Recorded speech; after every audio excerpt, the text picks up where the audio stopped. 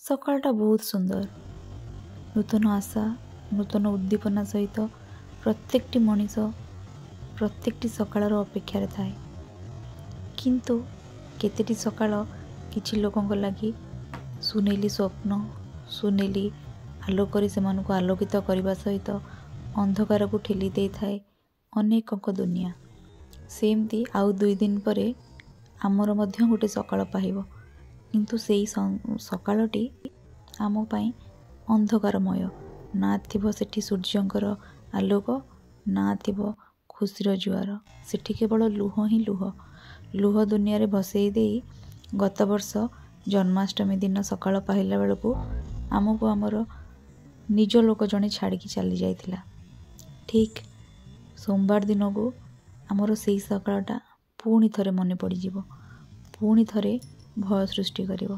କାହିଁକି ନା ସେଇ ଦିନଟା ଛୁଆଠାରୁ ବାପକୁ ଛଡ଼େଇ ନେଇଥିଲା, ସ୍ୱାମୀଠାରୁ ସ୍ତ୍ରୀ, ଆଉ 9 ମାସ ଗର୍ଭରେ ଧରି ଯେଉଁ ମା ଜନ୍ମ କରିଥିଲା ତାଠାରୁ ତା ପୁଅକୁ।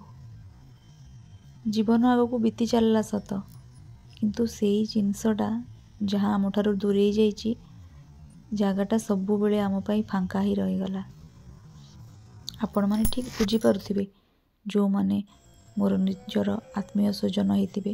କୌଣସି ନିଜ ଲୋକକୁ ହରାଇବାର ଦୁଃଖ କେତେ ଯେ କଷ୍ଟଦାୟକ, ତା କେବଳ ସେ ହିଁ ଜାଣିପାରିବ ଯେ ସେଇ କଷ୍ଟକୁ ଅଙ୍ଗେ ନିଭେଇଛି।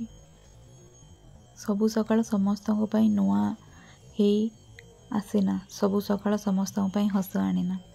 କେତେବେଳେ ସେଇ ସକାଳ ଉଗ୍ର ରୂପ ଧାରଣ କରି ଲୁହର ଝରଣାରେ ଝରେଇ ନିଏ, ଭସେଇ ନିଏ ବହୁତ ଜଣଙ୍କ ସୁନ୍ଦର ସଂସାର। ବାସ୍ ସେହିପରି ଗୋଟେ ସକାଳକୁ ଆଉ ଆମର ଅପେକ୍ଷା ନାହିଁ। ଜଗନ୍ନାଥ ତାଙ୍କ ଆତ୍ମାକୁ ସବୁଦିନ ଶାନ୍ତିରେ ରଖନ୍ତୁ।